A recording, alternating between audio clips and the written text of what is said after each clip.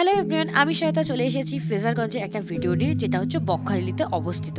তো ফ্রেজারগঞ্জ হচ্ছে এমন একটি জায়গা যেখানে হচ্ছে খুব সস্তায় ভালো টাটকা মাছ পাওয়া যায়। আর এখান থেকেই নাকি সমস্ত জায়গায় মাছ ডিস্ট্রিবিউট করা হয়, যেটা তোমরা হয়তো অনেকেই শুনে থাকবে। যাই হোক, মাছের বর্ণনাতে আমি আর এখন গেলাম না, আমি চলে গেলাম সোজাসুজি এই স্টিমারে। এগুলো ভাড়া কত, ঠিক আছে? তো এখান থেকে ভাড়া করে কোথায় যাওয়া যায় সেই সব বিষয় নিয়ে আজকে এই পুরো ভিডিওটা। তো একটা কথা তোমাদের বলবো, ফার্স্ট থেকে লাস্ট অবধি দেখো, প্লিজ মাঝখানে কোনো স্কিপ করো না, তাহলে ভিডিওটা কিছু মাথা মুন্ডু বুঝতে পারবে না। এবার বলি এই স্টিমারগুলোতে ভাড়া কত। এই স্টিমারগুলোর ভাড়া হচ্ছে পার হেড কিন্তু 150 টাকা করে, আর এই স্টিমারে করে তোমাদের নিয়ে যাওয়া হবে জম্মুদ্বীপে। এবার বর্ণনাটা করি জম্মুদ্বীপটা অ্যাকচুয়ালি কি। তো এখানে মোটামুটি পলি জমতে জমতে একটা দ্বীপের মতো তৈরি হয়েছে, তবে যখন তখন কিন্তু সমুদ্রের নিচে চলে যেতে পারে। আর এর চারিদিকেই পুরো সমুদ্র রয়েছে। আর সব থেকে বড় কথা হচ্ছে তোমাদের জম্মুদ্বীপে নিয়ে যাবে মোটামুটি 1.5 ঘন্টার একটা জার্নি করে। তবে 1.5 ঘন্টা জার্নি করার পরেও কিন্তু তোমরা জম্মুদ্বীপে নামতে পারবে না।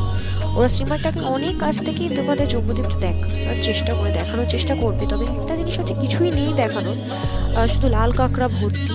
তবে তারপরেও বলছি ওরা নিয়ে যাবে না, যে কারণটা সেটা হচ্ছে 144 নম্বর ধারা এখানে সরকার নিষিদ্ধ করেছে ওই দিকটাতে যাওয়াটা। তার কারণ হচ্ছে এখানে নাকি জঙ্গিদের একটা আড্ডার মতো রয়েছে। এছাড়াও সব থেকে বড় যে কারণ সেটা প্রচুর পাচার কেস চলে এবং অনেক কালোবাজারে অনেক কিছু জিনিস হয়। তো সেই জন্য সরকার এটা নিষিদ্ধ করেছে যে ওখানে যেন কোনো স্টিমার নাই দাঁড়ায়।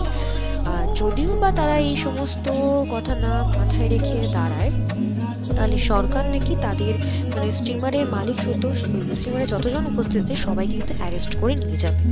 তো ওনারা বলছিলেন, মানে আমাদের স্টিমারে যারা চালাচ্ছিল তারা বলছিল আগের দিনকার নাকি এরকম একটা স্টিমারকে ধরে নিয়ে গেছে। এবার দেখো কতটা কতটা সত্যি মিথ্যা আমরা কিছুই জানি না। যাই হোক, ওই যে দূরে দেখো দ্বীপটা দেখা যাচ্ছে না, ওটাই হচ্ছে জম্মুদ্বীপ।